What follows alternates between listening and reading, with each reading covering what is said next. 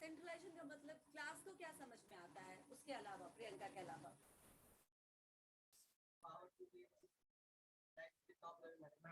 ये क्या हुआ?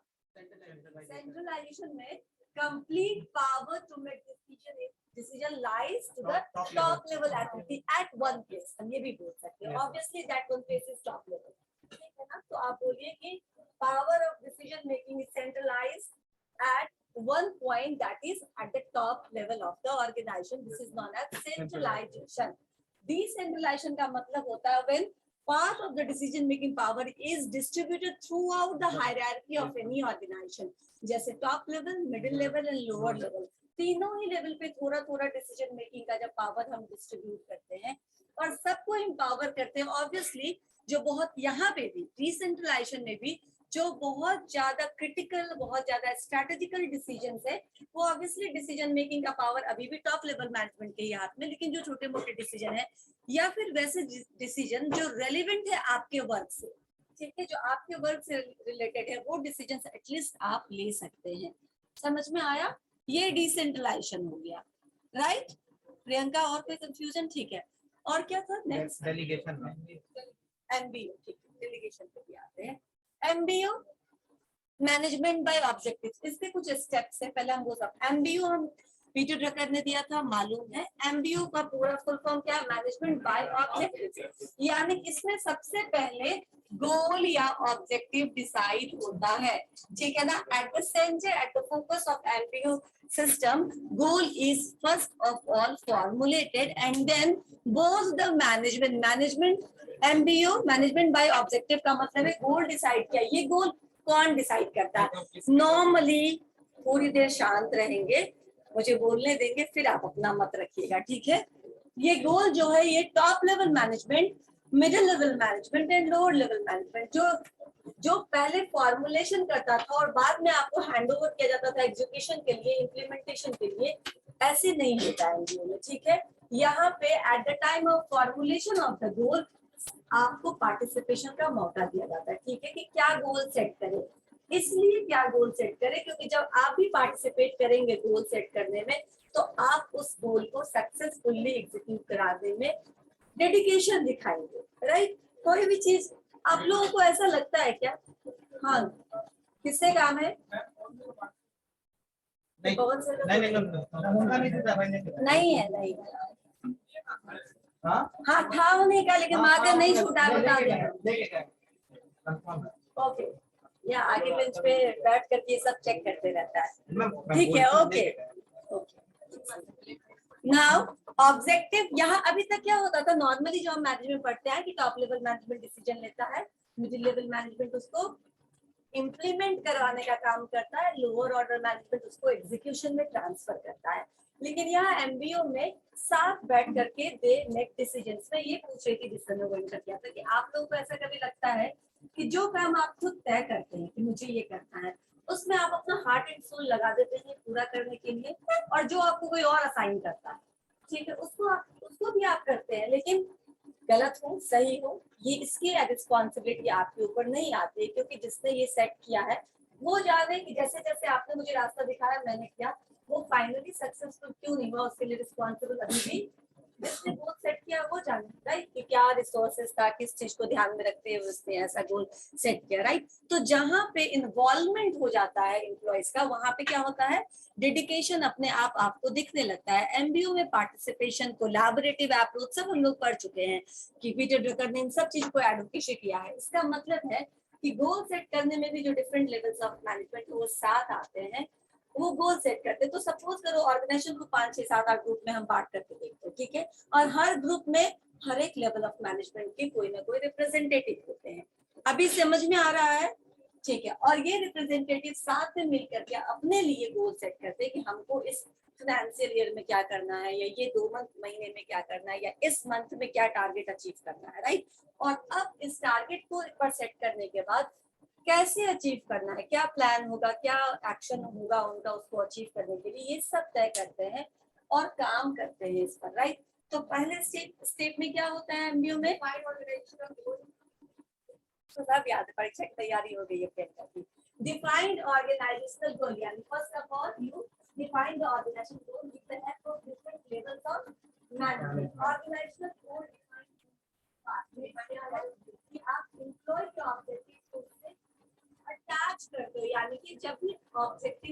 ऑर्गेनाइजेशन का ऑब्जेक्टिव अचीव होगा, साथ साथ इंडिविजुअल्स के भी जो ऑब्जेक्टिव्स है वो, और अभी इंडिविजुअल्स के ऑब्जेक्टिव्स क्या होंगे, क्या होंगे ऑर्गेनाइजेशन में, ठीक है, और इंसेंटिव्स, प्रमोशन, ग्रोथ, ये कैरियर ग्राफ ऊपर की तरफ जाए। सबसे पहला कैरियर ग्राफ जैसे जैसे ऊपर जाएगा सारे कुछ फुलफिल होते चले जाएंगे। तो अब दोनों क्या एक दिशा में, दोनों कॉन्ट्राडिक्शन नहीं है, राइट। अब दोनों अगर अलाइन है एक साथ में, देन परफॉर्मेंस, ठीक है, वो कंटीन्यूअस क्या करते हैं, इसके ऊपर काम करना शुरू करते हैं, पहले काम करेंगे, राइट। तो अभी काम करना शुरू होता है, परफॉर्मेंस शुरू होता है, जो एक्शन होता है वो लेना वो शुरू करते हैं। उसके बाद परफॉर्मेंस, उसके बाद जो मॉनिटरिंग होता है वो किस चीज का होता है, परफॉर्मेंस का, कि आप कैसे कर रहे हैं। मान लीजिए कहीं लूपहोल है, कहीं कुछ कमी रह गया है, तो आपको टॉप लेवल मैनेजमेंट जो इस ग्रुप के रिप्रेजेंटेटिव्स है वो आपको समय समय पे फीडबैक देते रहेंगे परफॉर्मेंस के बारे में, कि आपका परफॉर्मेंस पे कहाँ बहुत अच्छा रहा, कहाँ ज्यादा और ज्यादा मेहनत करने की जरूरत थी, कहाँ हम पीछे रह गए, ठीक है। वो परफॉर्मेंस का मॉनिटरिंग है, राइट। और एक बार जब आपने पूरा काम कर दिया और गोल अचीव हुआ, देन हम एक बार और इवैल्यूएशन करते हैं। इस टाइम जो इवैल्यूएशन कर रहे हैं वो किस चीज का इवैल्यूएशन कर रहे हैं, गोल कितना हमने अचीव किया, जो गोल हमने सेट किया था उसको कितना परसेंट अचीव किया। अगर कंप्लीटली अचीव हो गया तो अब यही ग्रुप दूसरे किसी गोल को सेट करेगा जो ऑब्वियसली इससे थोड़ा तो हायर लेवल का गोल होगा, राइट। थोड़ा सा तो हम बढ़ाएंगे अपने लेवल को, तो एक और गोल सेट करेंगे and then they again start working. और अगर गोल अचीव नहीं हुआ, ये भी हो सकता है, तो फिर कहाँ कहाँ प्रॉब्लम है ये एक बार देखा जा सकता था। एक्सक्यूज मी, रोहित नाम है क्या तुम्हारा, क्या नाम है तुम्हारा, रोहित नाम है ना, 99, 98, 97 क्या रोल नंबर है, उठो,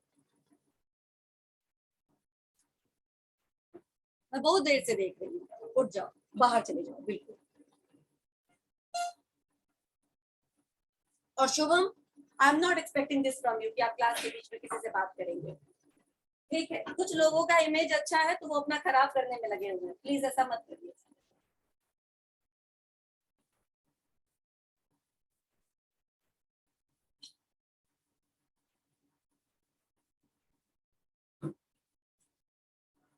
जल्दी जाओ, मुझे आगे करना है क्लास। नाउ अगर आपने क्या क्या रख, अगर हमने क्या किया, गोल अचीव नहीं हुआ, तो दो तीन कारण से गोल अचीव नहीं हो सकता है। क्या क्या है वो कारण, या तो गोल हमने जो सेट किया होगा तो बहुत ओवर एंथुसियास्टिक हुए होंगे, राइट। या फिर तुम क्या सोच रहे हो, कितना लकी है ना, छुट्टी मिल गया, तो क्यों देख रहे हो उधर, ओके। क्या होता है, या तो गोल आप ओवर एंथुसियास्टिक होकर के सेट कर लिए होंगे, या फिर आपने रिसोर्सेज का एस्टिमेट सही से नहीं किया होगा, या फिर कहीं परफॉर्मेंस में कमी आई होगी। ये आप सेट करने का गोल को भी रीसेट कर सकते हैं, राइट। और फिर यही ग्रुप काम कर सकता है। अदरवाइज क्या कर सकते हैं आप, कॉम्बिनेशन को चेंज कर सकते हैं। जब हम कॉम्बिनेशन की बात करते हैं इसका मतलब एम्प्लॉय और employ, different levels of management के जो रिप्रेजेंटेटिव्स हैं उस कॉम्बिनेशन को सेट कर, हो सकता है इसमें कुछ न्यू हो, फ्रेशर्स हो जो अच्छे से नहीं समझे, तो आप इस कॉम्बिनेशन को भी चेंज करके एक बार और ट्राई कर सकते हैं, राइट। यानी कि एमबीओ का मतलब है गोल को पहले सेट करके तीनों लेवल द्वारा, उसके बाद जब हम काम परफॉर्म करना शुरू करते हैं और जो स्टेप्स मैंने अभी बताया ये पांचों 6 स्टेप हम फॉलो करते हैं, तो हम कह सकते हैं कि इस तरह का जो मैनेजरियल अप्रोच होता है उसको एमबीओ बोलते हैं। क्लियर हुआ या अभी भी कुछ डाउट है?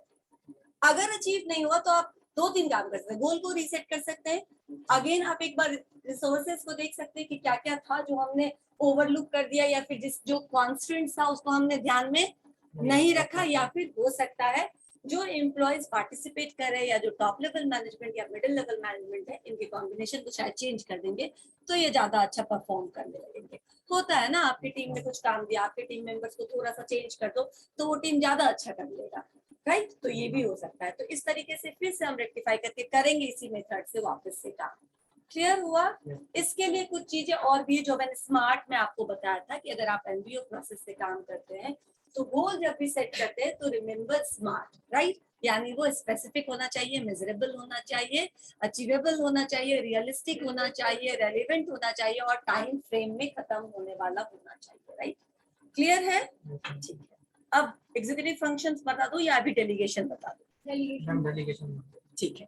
डेलीगेशन का क्या मतलब होता है? प्रतिनिधित्व करना, मारूंगी अभी। प्रतिनिधित्व करना होता है, रिप्रेजेंटेशन का मतलब होता है प्रतिनिधित्व करना। एक एक करके कृत ने बहुत पहले हाथ उठाया था, बोलो। वेरी गुड, यही होता है ना, transfer. Temporary transfer, okay. Delegation is always temporary transfer. You all the time के लिए आपने ट्रांसफर कर दी अपनी पावर किसी के पास, तो वो क्या हो गया, वो उस जगह पे हो गया, अब आप वहां है ही नहीं, right.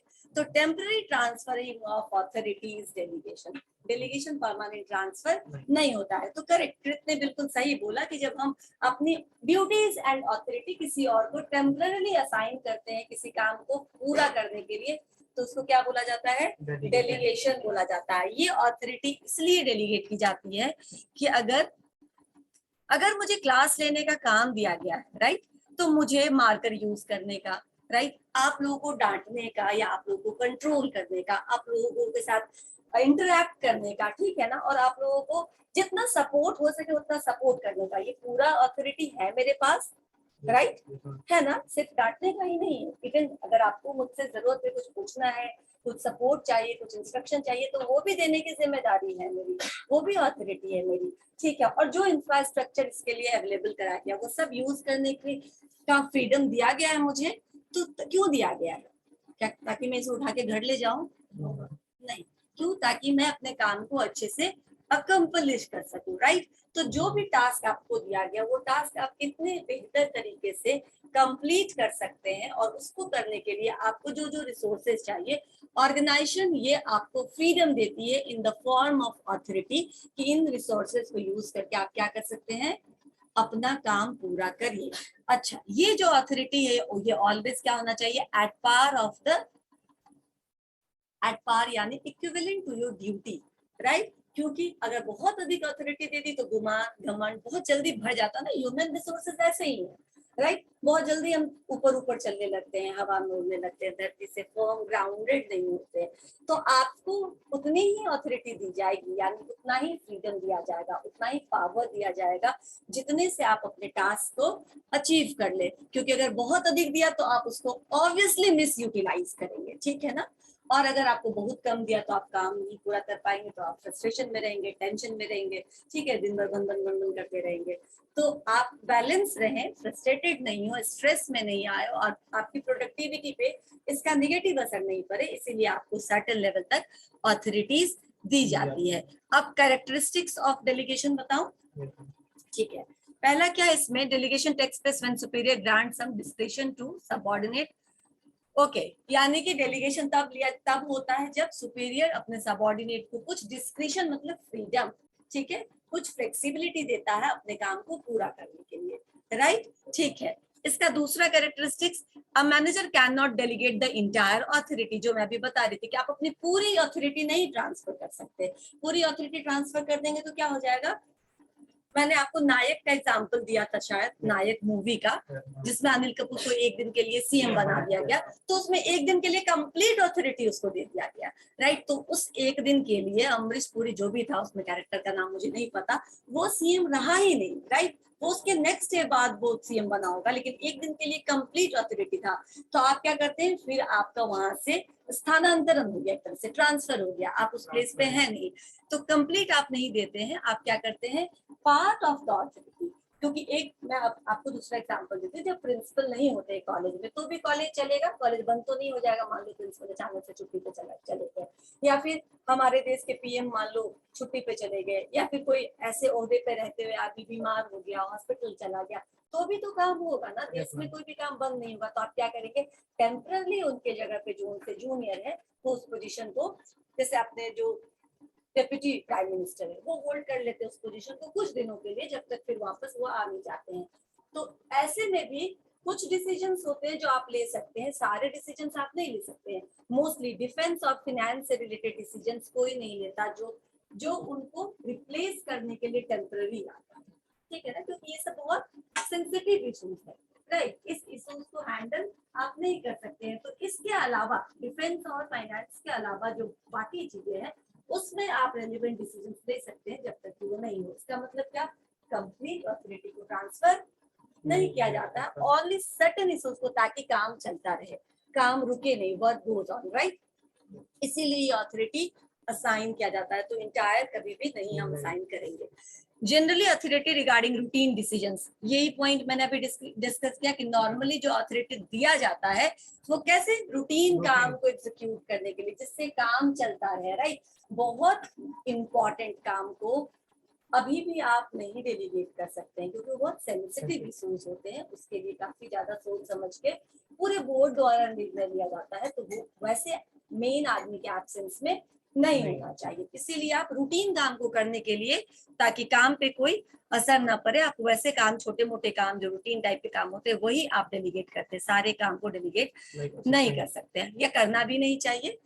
The extent of authority which is delegated depends upon several factors like philosophy of management क्या है, कॉन्फिडेंस कितना है आपका एम्प्लॉय पे या सबऑर्डिनेट्स पे, यानी कि आप कितना ज्यादा, किस एक्सटेंट तक डेलीगेट करो, कंप्लीट तो करना नहीं है तो किस एक्सटेंट तक करेंगे, ये भी दो चीजों पे डिपेंड करेगा, दो बातों पे डिपेंड करेगी। एक तो जिसको करना है, मान लो मुझे अपने टास्क को किसी और को डेलीगेट करना है कि आप कर देना, तो उस पर मेरा कितना भरोसा है, ठीक है ना, ये तो बहुत मैटर करता है, तभी आप उसको वो काम दे सकते हैं ना। देखो नॉर्मली आप देखते होंगे क्लास में या परिवार में भी या पड़ोस में भी, जो आदमी फ्रिक्वेंटली अपना काम कर लेता है ना, उसको लोग सब कोई काम देने लगता है, क्योंकि मालूम होता है ये कर लेगा, क्योंकि ये पहले भी कर चुका है। और वैसे लोग जिसको नहीं काम, जिसको पता है, मालूम होता है कि हमको दूसरी बार से काम ना मिले, वो पहली बार काम तुरंत ले लेगा, ठीक है, उसको 15 दिन तक लटका के रखेगा। नेक्स्ट टाइम जब तुम उसको काम देने जाओगे तो याद आ जाएगा पिछला काम, ठीक है, 15 दिन तक कैसे रुलाया था इसने मुझे, तो आया था, नहीं तुम छोड़ दो, राइट। तो ये तरीका है। तो आप जब तक कॉन्फिडेंस नहीं होगा आपको अपने जूनियर पे, तब तक आप काम असाइन ही नहीं कर सकते हैं, पहली बात। और दूसरा कि मैनेजमेंट की फिलॉसफी क्या है, क्या मैनेजमेंट चाहता है डेलीगेट करना, क्योंकि कई बार मैनेजमेंट सेंट्रलाइजेशन पे बिलीव करते हैं, तो जितना अधिक सेंट्रलाइजेशन होगा उतना कम डेलीगेशन होगा, राइट। अगर बहुत अधिक सेंट्रलाइजेशन पे बिलीव करते हैं, आपको लगता है कि मैं ही जो निर्णय लूंगा वही सही होगा, तो ऐसे में क्या हो जाएगा, आप बहुत ज्यादा डेलीगेट नहीं कर पाएंगे। क्लियर हुआ ये? Okay. Delegation does not imply reduction in the authority, इसका मतलब समझ में आया? पीएम के एब्सेंस में अगर डेप्यूटी पीएम काम संभाल रहे, इसका मतलब ये नहीं कि पीएम के जो पावर थे उसमें कुछ कमी आ गई, ऐसा होता है क्या? नहीं होता, वो शेयरिंग होता है, राइट। वो एकदम से ट्रांसफर नहीं हो रहा, वो शेयर कर रहे हैं अपने अथॉरिटी किसी और के साथ, तो आपके पावर में कोई भी रिडक्शन नहीं होता है। क्लियर है? These are the characteristics of delegation. Okay. Delegation does not mean abdication of responsibility, मतलब जब आपको कोई काम डेलीगेट किया गया, इसका मतलब ये नहीं, एब्डिक्शन मतलब त्याग देना, छोड़ देना, नहीं करना। आपको डेलीगेट किया, that means you become responsible for that particular thing, ठीक है ना। मैंने आपको कोई काम डेलीगेट किया, आपको उतनी ऑथोरिटीज दी कि इस काम को कर लेना, अब आप कल को ये नहीं बोल सकते ये मेरी जिम्मेदारी नहीं थी, ठीक है ना, आपको भी क्या करना होगा, करना होगा। Now you become responsible for that particular task even if that is not your routine task, ठीक है। यस, अब आप उसके लिए अकाउंटेबल हो गए, ठीक है। इंपॉर्टेंस खुद से, अब डेलीगेशन कॉन्सेप्ट समझ में आया, इंपॉर्टेंस खुद से कर लोगे, क्या बताना पड़ेगा, और क्या स्टेप्स बता दूं या ये सब हो जाए, बता दूं, ठीक है। इसमें पहला क्या है, डिटर्मिनेशन ऑफ रिजल्ट एक्सपेक्टेड। जब आप डेलीगेशन करते हो तो first of all you decide कि हमको इससे एक्सपेक्टेड क्या है, यानी क्या रिजल्ट में क्या मिलना चाहिए, ठीक है ना, क्या आउटकम आना चाहिए इस डेलीगेशन के बाद। किसी और को जब हम काम देते हैं तो उसका ऑब्जेक्टिव क्या है, ठीक है ना, सबऑर्डिनेट के थ्रू हम कौन सा ऑब्जेक्टिव अचीव करना चाहते हैं, तभी हम डेलीगेट करेंगे। देन जब आप एक बार आउटकम, क्योंकि बाद में क्या होगा, परफॉर्मेंस इवैल्यूएशन हर समय यही होता है। तो जब आप किसी को टास्क दे रहे हैं, तो जब टास्क आप दे रहे हैं तो क्या होता है, टास्क देते समय आप देखते हो कि हमारा फाइनल आउटकम क्या होना चाहिए, तभी तो आप इवैल्यूएशन कर पाओगे ना कि फाइनल आउटकम उतना अचीव हुआ, तो अच्छे लोगों को मैंने डेलीगेट किया। अगर वो आउटकम, एग्जाम कंडक्ट कराने की, मान लो मुझे डेलीगेट किया गया कि ये रिस्पॉन्सिबिलिटी आप लीजिए और आपको एग्जाम्स इंटरनल सारे कंडक्ट कराने हैं, तो आउटकम क्या होगा, तो आउटकम क्या डिसाइड किया गया होगा कि एग्जाम्स स्मूथली होना चाहिए, ठीक है। टाइम पे खत्म हो जाना चाहिए। स्टूडेंट्स को अपना सीट ढूंढने में ज्यादा मुश्किल नहीं होना चाहिए। सही पेपर सही टाइम पे मिल जाना चाहिए और सही टाइम पे आंसर सीट भी आ जाना चाहिए। फिर इवैल्यूएशन होकर के रिजल्ट आ जाना चाहिए। मान लो ये एक आउटकम है जो एक्सपेक्टेड है, ये मुझसे बता दिया गया। देन मुझे ये काम दिया गया, यानी कि उसके बाद असाइनमेंट ऑफ ड्यूटी, यानी कि अब आपको काम दे दिया गया, आप देखिए कि आपको ये काम कैसे करना है। अब ये काम किस बेसिस पे देंगे? क्वालिफिकेशंस के बेसिस पे, एलिजिबिलिटी के बेसिस पे, आपका कितना लंबा एक्सपीरियंस रहा है इस काम को करने का, राइट। तो आपके क्वालिफिकेशन या फिर एलिजिबिलिटी और जो एक्सपीरियंस है इसके बेसिस पे क्या किया जाता है काम। क्यों कुछ नए लोगों को तुरंत नहीं दे देते ना कोई बड़ी जिम्मेदारी, धीरे धीरे देते हैं, या जो ज्यादा सीनियर होते हैं वैसे लोगों को हम पहले प्रेफर करते हैं, क्योंकि वो उतने मैच्योर हो गए हैं। तो अगर उनको हम टफ टास्क भी देंगे तो वो रिस्पॉन्सिबिलिटी शो करेंगे उस काम को करने में। देन ग्रांटिंग द ऑथोरिटी, यानी अब पहले तो आउटकम बता दिया गया कि हम आपको ये काम दे रहे हैं और हमको आपसे ये एक्सपेक्टेड है। फिर उसके बाद हम आपको टास्क दे रहे हैं। टास्क को पूरा करने के लिए ऑथोरिटीज चाहिए। तो कितने लोग चाहिए आपको, राइट। कितने फ्लोर पे इतने क्लासेस है तो कितने लोग चाहिए, कितने इन्विजिलेटर आपको चाहिए, और क्या क्या हेल्प चाहिए, ठीक है ना। कॉपी शॉर्ट आउट करना है, क्वेश्चन गिन करके अलग अलग करना होता है, बहुत सारे काम होते हैं, राइट। वो सब करने के लिए कितने लोग चाहिए, या फिर क्या क्या आपको करना है, ठीक है ना। आप बताएंगे कि मुझे ये चाहिए ये चाहिए ये चाहिए, इस तरीके से मैं कर सकता हूँ, इतना समय चाहिए। उस हिसाब से आपको वो ऑथोरिटी भी दी जाती है कि ठीक है इतने इतने समय के लिए या इतने दिन के लिए आपको मैं ये सारा, फिर हमेशा के लिए वो नहीं होगा, जस्ट वो एग्जाम जब तक चल रहा तब तक के लिए सारी ऑथोरिटी आपको दे दी जाती है। तो granting the authority at the third step, and then जब सब कुछ दे दिया तो making that subordinate responsible for the completion of that particular task. समझ में आया? यानी परफॉर्मेंस के लिए अकाउंटेबल या रिस्पॉन्सिबल बनाना is the, I think this is the last point. मैं देख लेती हूँ और कुछ है क्या। बस इतना ही है। लास्ट पॉइंट में आपने क्या किया कि आपने उनको अकाउंटेबल बता दिया। अब अगर वो काम पूरा नहीं हुआ, ठीक है, या अच्छे से नहीं हुआ तो ठीक है मेरी वॉट लगेगी। अच्छे से हो गया तो क्या होगा, मुझे क्रेडिट मिलेगा। दोनों ही के लिए अब आप अकाउंटेबल है। अकाउंटेबल मतलब समझ में आया? आप ये नहीं बोल सकते कि मैंने फलाने सर को बोल दिया था, मैंने फलाने मैम को बोल दिया था। क्यों बोल दिया था? अगर बोल दिया था तो बीच बीच में आपने फीडबैक क्यों नहीं लिया, उनके पीछे क्यों नहीं पड़े रहे कि वो काम समय से खत्म करते, राइट। तो आपने भले ही को अपने ड्यूटी दूसरे को असाइन कर दी हो, लेकिन again the first person to whom the task has already been become accountable for the completion of that particular task, right? समझ में आया? यही पूरा डेलीगेशन है, यही फंक्शन से इनिशिएटिव पे आती हूँ। डेलीगेशन में और कुछ बताऊं या फिर अब तुम लोग क्या पार्ट, डेलीगेटर के पार्ट में क्या डिफिकल्टी है, ये सब हो जाएगा ना। एक बार तुम देख लेना, मेरे ख्याल से अब ये हो ही जाएगा। क्या क्या डेलीगेटर कभी कभी कम्युनिकेट नहीं कर पाते, कभी कभी ट्रस्ट नहीं कर पाते हैं, तो ये सारे हैं। कभी कभी इतनी क्वालिफिकेशन नहीं होती है सबऑर्डिनेट्स के पास कि आप उसको दे सके। आप ये सब देख लीजिएगा, इजी है। मेरे ख्याल से हमने कॉन्सेप्ट डिस्कस कर लिया। तो डेलीगेशन, इनिशिएटिव का क्या मतलब होता है? इनिशिएटिव कहाँ पढ़ा था बताओ मुझे ऋतुराज, बताती हूँ। ऋतुराज ही नाम है ना इसका, रविराज बोलो। हाँ ठीक है, वेरी गुड, ठीक है। इनिशिएटिव का क्या मतलब होता है, कौन बताएगा? मिलिंद, इनिशिएटिव का मतलब? कुछ नया करना, कुछ नया स्टार्ट करना। इनिशिएटिव, हाँ, बिगिन करना, टू बिगिन। इनिशिएटिव मतलब टू बिगिन। मैं बताती हूँ 29। ओके, इनिशिएटिव का मतलब क्या होता है? इनिशिएटिव का मतलब होता है कोई प्रॉब्लम है, ठीक है ना, तो सोनी मैम बोलेगी कि ये कर लो, राइट। सोनी मैम बोलेगी कि डोंट मेक नॉइज, ठीक है ना। क्लास डिस्टर्ब होता है, मैं पढ़ा नहीं पाती हूँ, मुझे इधर उधर से क्या हो जाता है, डिस्ट्रैक्शन हो जाता है, तो रुक जाती हूँ, राइट। तो ये मैं बोलूंगी तो आप क्या करेंगे, वो करना बंद कर देंगे। लेकिन एक स्टेज ये भी हो सकता है कि कोई टीचर एंटर करे और खुद ब खुद आप चुप हो जाए, खुद ब खुद आप शांत हो जाए और थोड़ा फोकस करे कि क्या पढ़ाया जाने की कोशिश की जा रही है। इनिशिएटिव जब आपके तरफ से खुद शांति हो गई, खुद डिसिप्लिन मेंटेन हो गया, अब कोई प्रॉब्लम नहीं है क्लास लेने में, आप क्वेश्चन आंसर पूछते हैं, दैट इज नॉट नॉइज। समझ में आ रहा ना? आप ये मत समझना कि क्वेश्चन पूछना भी नॉइज हो गया, ये अच्छी बात है, ठीक है ना। ये तो पॉजिटिव इसका इम्पैक्ट होगा क्लास के ऊपर कि आप कुछ पूछेंगे तो पूरे क्लास को फायदा हो जाएगा इसका, राइट। लेकिन आप अपने में चिट चैट करेंगे, बातचीत करेंगे, डिस्कस करेंगे, इस समय पढ़ाई से रिलेटेड ही डिस्कशन है, ठीक है ना। लेकिन जब आपस में करेंगे तो वो नॉइज हो जाएगा, ठीक है, क्योंकि बाकी लोगों को तो फायदा नहीं हो रहा उस चीज से।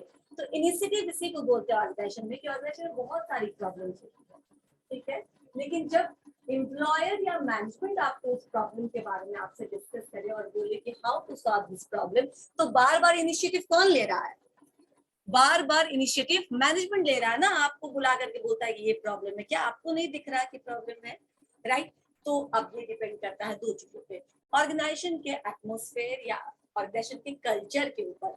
क्या ऑर्गेनाइजेशन में एम्प्लॉय सजेशंस का वैल्यू है? क्या ऑर्गेनाइजेशन में एम्प्लॉय को पार्टिसिपेशन का मौका मिला है इससे पहले कभी? या क्या कभी ऑर्गेनाइजेशन में एम्प्लॉय पॉइंट आउट करे कि हमारे यहाँ ये प्रॉब्लम्स हैं, अगर हम इसको चाहे तो हम खत्म कर ले, तो हमारी प्रोडक्टिविटी या हमारी प्रॉफिटेबिलिटी या हमारा कस्टमर जो ग्राउंड है वो और अधिक अच्छा हो सकता है। अगर ये बात किसी ने कही और मैनेजमेंट ने सहर से इसको स्वीकार किया, बोला अच्छा ठीक है मुझे सॉल्यूशंस बताओ, ये प्रॉब्लम कैसे सॉल्व हो सकते हैं, और उसने कुछ सजेशंस दिए और मैनेजमेंट ने उसको इम्प्लीमेंट किया और फायदा हुआ, दैट मीन्स क्या हुआ, इनिशिएटिव किसकी तरफ से आया? तो मैंने बोला इसके लिए ऑर्गेनाइजेशन कल्चर बहुत इंपॉर्टेंट है। कल्चर का मतलब होता है, कल्चर अगेन जब हम ये टर्म लेते हैं तो कहीं के भी कल्चर का बात करें, आप कंट्री कल्चर भी बोल सकते हैं, नेशंस के भी अलग अलग कल्चर होते हैं, हर एक कंट्री में अलग कल्चर है, ठीक है ना। और ऑर्गेनाइजेशन का भी होता है, फैमिली का भी होता है, और ये कल्चर एक जनरेशन में नहीं बनता। मैं क्या बोल रही हूँ, एक दिन तो मैं बोल ही नहीं रही हूँ, एक जनरेशन में नहीं बनता, मतलब सालों साल लग जाते हैं, 3 4 5 पीढ़ी अगर गुजरती है तब जाके कोई एक कल्चर स्टैब्लिश होता है कहीं पे भी। तो कल्चर बहुत लॉन्ग लास्टिंग भी है, मतलब बहुत जल्दी आप इस कल्चर को चेंज भी नहीं कर सकते, और जब बनता भी है तो जिसने फाउंडेशन दिया था किसी कंपनी का, उसके दिमाग में क्या कल्चर था कि हर जगह, अब आप आगे ओबी में जाएंगे तो पढ़ेंगे डिफरेंट लीडरशिप स्टाइल, ठीक है। अब ये लीडरशिप स्टाइल जब मैं ऑटोक्रेटिक कहूँ, तो ये ऑटोक्रेटिक लीडरशिप स्टाइल भी एक कल्चर को स्टैब्लिश करता है। ये कौन सा कल्चर को स्टैब्लिश करता है कि मैं बोलूं आप फॉलो करिए, ठीक है ना, आप कुछ अपने हिसाब से मत करिए। तो अगर किसी ऑर्गेनाइजेशन में ऐसा कल्चर है तो इनिशिएटिव लेने वाले एम्प्लॉय डिसहार्टेंड होंगे, डिस्करेज होंगे, वो नहीं आएंगे प्रॉब्लम्स को लेकर के आगे, क्योंकि उन्होंने देख रखा है इस ऑर्गेनाइजेशन में ऐसे लोगों को डांट दिया जाता है, ठीक है ना, उनको इंसल्ट कर दिया जाता है, तो हम क्यों जाएंगे फिर इंसल्ट करवाने, अपना हम चुप रहेंगे, देखते हुए भी चुप रहेंगे, समझ में आया। लेकिन अगर वो कल्चर है, मैं बहुत सारी कंपनीज के नाम यहाँ पे लिख सकती हूँ, जैसे कि HSBC, यस, ब्रिटिश एयरवेज, ठीक है, महिंद्रा महिंद्रा,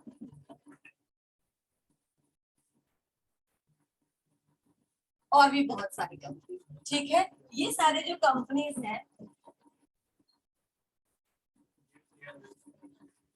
जितने हैं उतने को ही लिखने दो मुझे, ठीक है।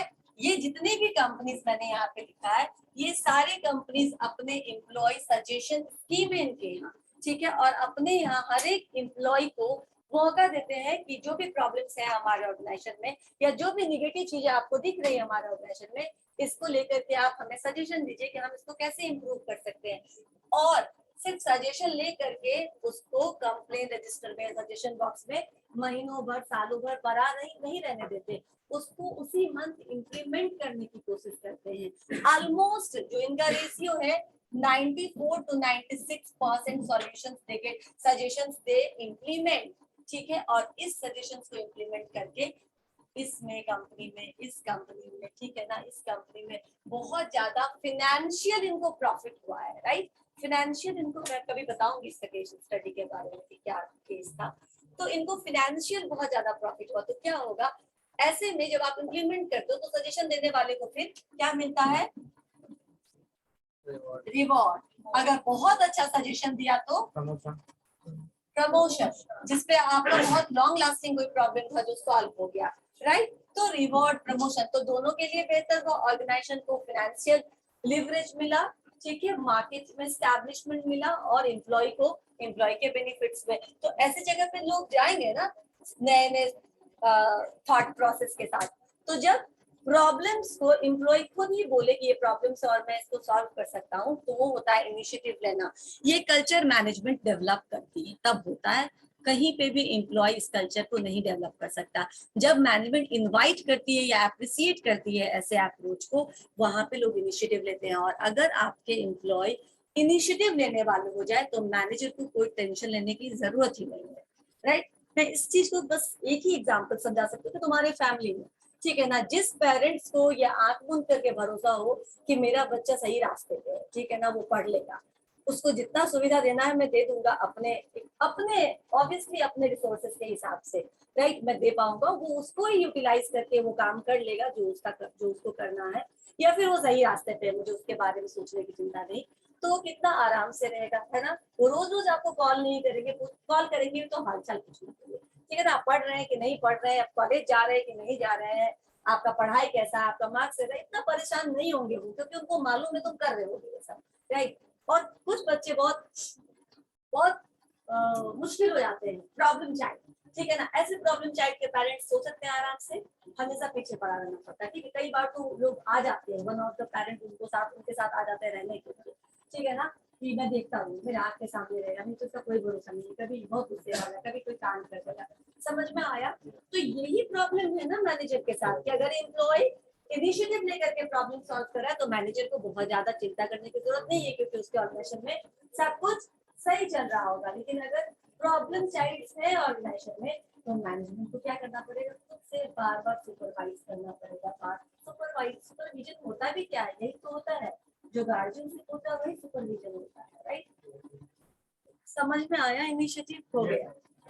चलिए, अब आता है एग्जीक्यूटिव फंक्शंस। एग्जीक्यूटिव फंक्शंस में कहा कि फाइनेंस और पर्सनल में प्रॉब्लम है, और पूरे में तो प्रॉब्लम नहीं है ना किसी को, या पूरे में प्रॉब्लम है, ठीक। टाइम 10 मिनट है, क्या करूं नेक्स्ट क्लास में।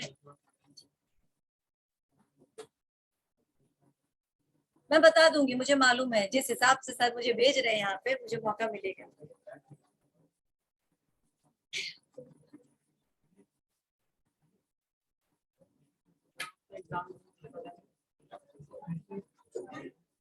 जितना तुम्हें पता है मुझे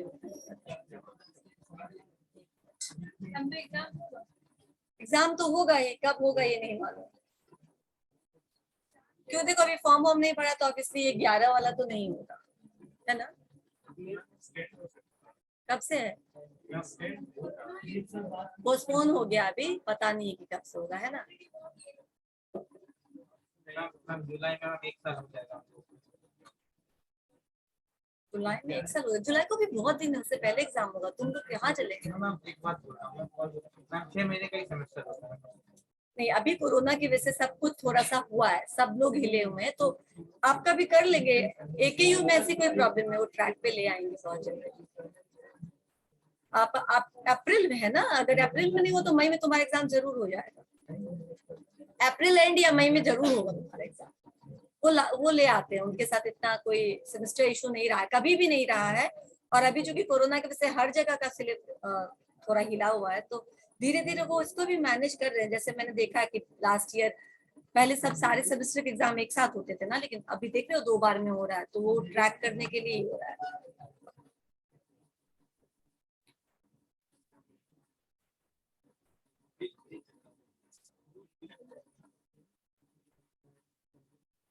और कोई पॉइंट्स हो, जैसे नेक्स्ट क्लास जब भी मेरा होगा तो मैं एग्जीक्यूटिव फंक्शन डिस्कस कर दूंगी, और कोई पॉइंट हो तो लेकर के आना, will discuss.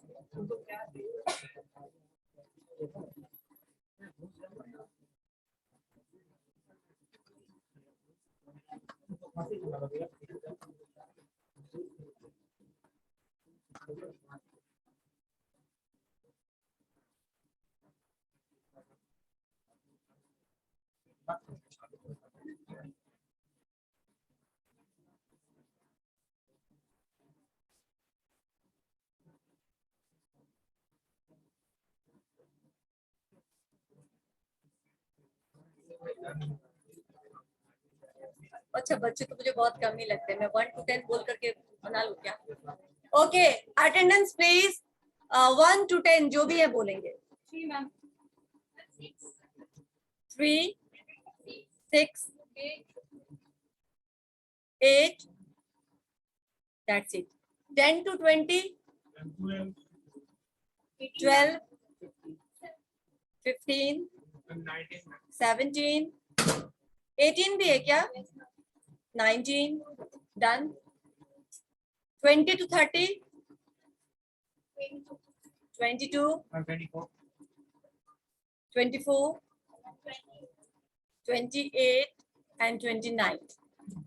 30 to 40, 34. Yes.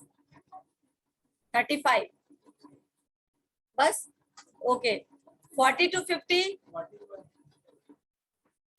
Okay. 43, 42, 41, 42, 43, 44, 45, 46. That's it.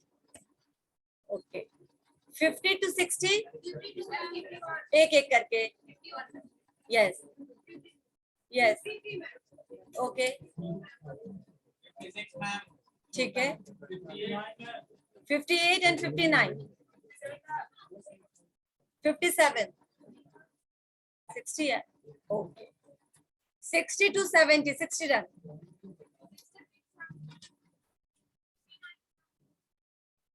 66. 69. ठीक है. 70 to 80. 74. 76. 80. 80 to 90. 80 done. 82. 83. 78. 83 के बाद बोलेंगे. 83 का सीधा 90. ठीक है. 90 to 100. 90 to 100. 95. 98. 100. ओके. और तो कोई नहीं था 90 to 100 के बीच में. 100 से आगे जो भी 100 104 के बीच में. 104. ओके. ठीक है. 44 स्टूडेंट्स हैं.